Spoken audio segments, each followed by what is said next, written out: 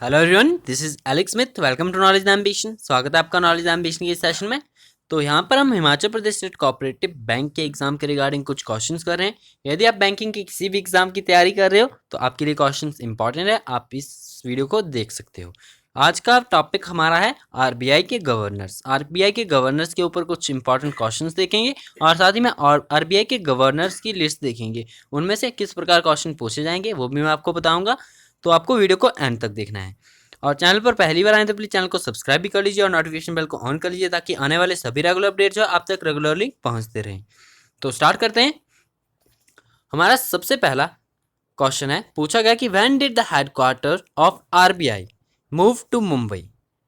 RBI का जो headquarter है, रिजर्व बैंक ऑफ इंडिया का हेडक्वार्टर मुंबई में कब आपका स्थापित किया गया, यानी स्थानांतरित किया गया मुंबई में।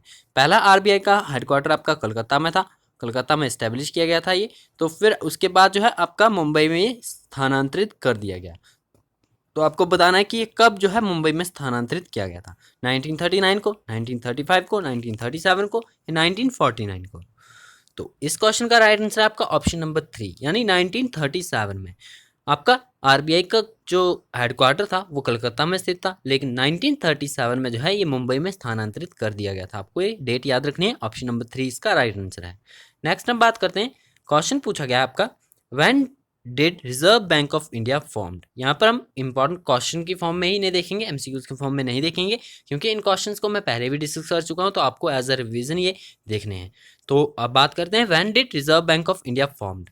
तो रिजर्व बैंक ऑफ इंडिया कब फॉर्म हुआ था, ये हुआ था 1935, 1 अप्रैल 1935 को कलकत्ता में RBI reserve Bank of India की स्थापना की गई थी।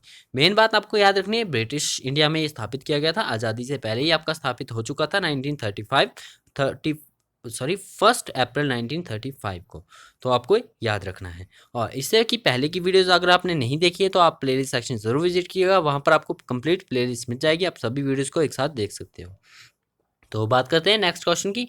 पूछा गया कि when did Reserve Bank of India nationalised. अब Reserve Bank of India form हुआ था 1 अप्रैल 1935 को। आपका हेडक्वार्टर जो है, हेडक्वार्टर स्थानांतरित कर दिया गया मुंबई में कब, 1937 को। अब आपको बताना है कि नेशनलाइज कब किया गया रिजर्व बैंक ऑफ इंडिया। तो ये नेशनलाइज किया गया था 1949 को। आपको याद रखनी है ये डेट, 1949 को जो है Reserve Bank of India nationalise किया गया था 1949 को। नेक्स्ट है आपका क्वेश्चन नंबर 4। पूछा गया कि who was the first reserve Bank of India governor. Question आपका इस प्रकार से होगा, who was the first governor of RBI. RBI का पहला गवर्नर कौन था, इसे भी हम पहले देख चुके हैं। तो आपको पता होगा कि सर ऑसबोर्न स्मिथ जो थे ये रिजर्व बैंक ऑफ इंडिया के पहले गवर्नर थे। सर ऑसबोर्न स्मिथ के बारे में हम डिटेल्स पहले की वीडियो में देख चुके हैं, तो आप उन मॉक टेस्ट को जरूर देखिएगा। सर ऑसबोर्न स्मिथ कौन थे, किस प्रकार इनका कार्यकाल रहा, वो हम वहाँ पर डिस्कस कर चुके हैं। तो आपको याद रखना है फर्स्ट गवर्नर कौन थे आरबीआई के, वो थे सर ऑसबोर्न स्मिथ। नेक्स्ट है आपका क्वेश्चन नंबर 5। पूछा गया कि where was the first headquarter of Reserve Bank of India. अब रिजर्व बैंक ऑफ इंडिया का पहला हेडक्वार्टर कहाँ पर था, तो ये जैसे कि हम पहले ही डिस्कस कर चुके हैं, कोलकाता में था। कोलकाता में ये फॉर्म हुआ था 1935 को, 1 अप्रैल 1935 को कोलकाता में था। तो हेडक्वार्टर पहला कहाँ पर था, ये कोलकाता में था, और दूसरा स्थानांतरित कर दिया गया था ये मुंबई में 1937 में। तो आपको ये सभी डिटेल्स याद रखनी है। नेक्स्ट हम बात कर लेते हैं क्वेश्चन नंबर 6 की। पूछा गया कि when did Reserve Bank of India nationalise. आपका रिपीट हो गया क्वेश्चन, नेशनलाइज हम पहले कर चुके हैं 1949 में। और नेक्स्ट हम बात कर लेते हैं क्वेश्चन नहीं, अब हम बात करते हैं रिजर्व बैंक ऑफ इंडिया के गवर्नर्स की। तो गवर्नर्स आपका यहाँ पर हम सिंपली देखेंगे गवर्नर्स के नाम, क्योंकि गवर्नर्स के नाम आपको पता होनी चाहिए। एक बार अगर आप इन गवर्नर्स के नाम देख लोगे तो आपको एग्जाम में काफ़ी आसानी होगी। यदि आपसे कोई क्वेश्चन गवर्नर्स से रिलेटेड पूछा जाता है, आपने एक बार देखा होगा, तो आपको आसानी से रिकॉल हो जाएगा। यहाँ पर मैं कंप्लीट लिस्ट आपको बताता हूँ किस प्रकार से आपको ये याद रखने हैं। ओके, तो पहले आपके गवर्नर थे सर ऑसबोर्न स्मिथ। 1935 में ये आपके आरबीआई के गवर्नर बने थे सर ऑसबोर्न स्मिथ। याद रखना है, कार्यकाल इनका इंपॉर्टेंट है सर ऑसबोर्न स्मिथ का, क्योंकि ये पहले गवर्नर थे आरबीआई के, रिजर्व बैंक ऑफ इंडिया के। तो इनका कार्यकाल मोस्ट इंपॉर्टेंट है, आपको याद होना चाहिए। 1 अप्रैल 1935 टू लेकर आपका 1937, यानी आपका 30 जुलाई 1937, यानी 1 अप्रैल 1935 से लेकर 30 जुलाई 1937 तक जो था सर ऑसबोर्न स्मिथ का कार्यकाल रहा था। ये मोस्ट इंपॉर्टेंट है क्योंकि पहले गवर्नर थे, तो आपको याद रखना है इनका नाम भी और इनका कार्यकाल भी। ओके, तो याद रखिएगा। सेकंड आपके थे sir James Taylor. Sir James Taylor का आपका बाकी जो इसके बाद आएंगे कुछ जो आपका इंपॉर्टेंट है जिनका कार्यकाल, वो मैं आपको बताता हूँ किन किन गवर्नर्स का जो है आपका इंपॉर्टेंट है कार्यकाल, तो आपको वो याद रखना है। जैसे कि पहले गवर्नर का इंपॉर्टेंट तो आपको याद रखना है। नेक्स्ट आपके sir James Taylor second governor थे आरबीआई के, ये भी आपके ब्रिटिश थे। और थर्ड वन हम बात करते हैं सर सीडी देशमुख। ये आपके पहले भारतीय गवर्नर थे रिजर्व बैंक ऑफ इंडिया के, तो मोस्ट इंपॉर्टेंट इसे भी नोट कीजिएगा। Sir CD Deshmukh. Sir CD Deshmukh आपके 11/8/1943 से लेकर 30/6/1949 तक रहे थे। और 1949 में क्या हुआ था, आरबीआई नेशनलाइज हो गया था। आरबीआई का नेशनलाइजेशन जो हुआ था वो 1949 में हुआ था। तो इंपॉर्टेंट है दोनों पॉइंट ऑफ व्यू से, क्योंकि पहले भारतीय जो आपके आरबीआई के गवर्नर थे सर सीडी देशमुख थे। कार्यकाल आपको इनका याद रखना है 11/8/1943 से लेकर 30/6/1949 तक। और 1949 में आरबीआई का नेशनलाइजेशन हुआ था, तो ये इंपॉर्टेंट हो जाते हैं। तो थर्ड वन थे आरबीआई के गवर्नर और फर्स्ट थे इंडियन गवर्नर आरबीआई के, तो आपको इनका याद रखना है सभी कार्यकाल भी और नाम भी। नेक्स्ट आपके बनते हैं फोर्थ गवर्नर थे sir Benegal Rama Rau. Sir Benegal Rama Rau fourth governor थे आरबीआई के। फिफ्थ गवर्नर थे केजी आंबेगांवकर इनका नाम था, सर केजी आंबेगांवकर। आपके नेक्स्ट थे एचवीआर लेंगर का भी नाम आपको याद रखना है। ये आरबीआई के गवर्नर से, इनके नाम से आपको कैजुअली आप नॉन होने चाहिए इनके नाम से। यदि आपको कहीं सामने आ जाता है नाम, आपको पता होना चाहिए कि ये आरबीआई के गवर्नर रह चुके हैं, तो नाम को आपको ध्यान से पढ़ना है। केजी आंबेगांवकर, उसके बाद बने आपके एचवीआर लेंगर, उसके बाद आए थे आपके पीसी भट्टाचार्य। पीसी भट्टाचार्य का कार्यकाल रहा था आपका 1/3/1962 से लेकर 30/6/1967 तक, तो पीसी भट्टाचार्य का कार्यकाल रहा था। और नेक्स्ट आपका एल के झा आए थे पीसी भट्टाचार्य के बाद। इनका कार्यकाल आपका 1967 से 1970 के बीच में रहा। बी एन अदारकर भी आरबीआई के गवर्नर रह चुके हैं। ये 4/5/1970 से लेकर, और आपका इनका शॉर्ट पीरियड रहा था ये 4 मई 1970 से लेकर आपका 15 अप्रैल 15 जून 1970। यहाँ पर डेट्स आपकी याद रखनी है आपको ध्यान से। बीएन अदारकर जो थे आपके, ये शॉर्ट टाइम के लिए रहे थे काफ़ी, तो आपके 4 मई 1970 से लेकर 15 जून 1970 तक रहे थे। तो ये शॉर्ट पीरियड, 1 मंथ का इनका ये टाइम पीरियड था। 1 मंथ से भी आपका कम नोट कीजिएगा, क्योंकि मोस्ट इंपॉर्टेंट बनते हैं, काफ़ी शॉर्ट टाइम था, तो आपको याद रखना है बीएन अदारकर। नेक्स्ट है आपके एस जगन्नाथ बी आर अदारकर के बाद रहे आरबीआई के गवर्नर। इनका टाइम पीरियड भी आपका 1970 से 1975 तक रहा था। और नेक्स्ट आपके एनसी सेन गुप्ता का पीरियड भी शॉर्ट था, तो आपको ये भी याद रखने हैं। अब कुछ इंपॉर्टेंट है जिनका टाइम पीरियड काफ़ी शॉर्ट है या काफ़ी लॉन्ग है, तो वो भी आपको पता होना चाहिए। और साथ ही में जैसा कि आपको मैंने पहले बताया, जो पहला है और साथ ही में जो आपके पहले भारतीय हैं और नेशनलाइजेशन भी होता, तो वो भी आपको सीडी देशमुख और जो आपके ऑसबोर्न स्मिथ थे उनका तो याद ही रखना है। और साथ ही में बात करें एनसी गुप्ता की, तो एनसी गुप्ता भी आरबीआई के गवर्नर रह चुके हैं 1975, जो आपका 19/5/1975 से लेकर 19/8/1975 तक।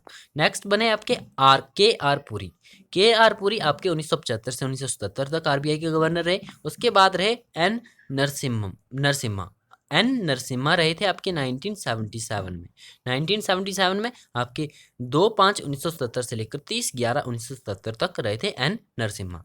नेक्स्ट आपके डॉक्टर आईजी पटेल रहे थे 1977 से 1982 तक आईजी पटेल रहे थे। उसके बाद रहे थे आपके डॉक्टर मनमोहन सिंह, ये भी मोस्ट इंपॉर्टेंट है। डॉक्टर मनमोहन सिंह आरबीआई के गवर्नर रह चुके हैं आपके 16/9/1982 से लेकर 14/1/1985 तक।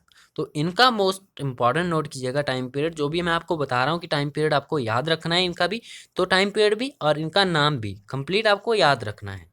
तो डॉक्टर मनमोहन सिंह 16/9/1982 से लेकर 14/1/1985 तक आरबीआई के गवर्नर रह चुके हैं। और ये कौन से नंबर के गवर्नर थे, आपको ये भी पता होना चाहिए। तो ये कौन से नंबर के गवर्नर थे? डॉक्टर मनमोहन सिंह। तो डॉक्टर मनमोहन सिंह जो थे आरबीआई के 15वें गवर्नर थे, 15वें गवर्नर बने थे आरबीआई के। टाइम पीरियड याद रखना आपको, काफ़ी इंपॉर्टेंट है इनका ये टाइम पीरियड और इनका ये कार्यकाल भी। तो आपको याद रखना है कि 15वें गवर्नर बने थे आरबीआई के 16/9/1982 से लेकर 14/1/1985 तक। नेक्स्ट है आपका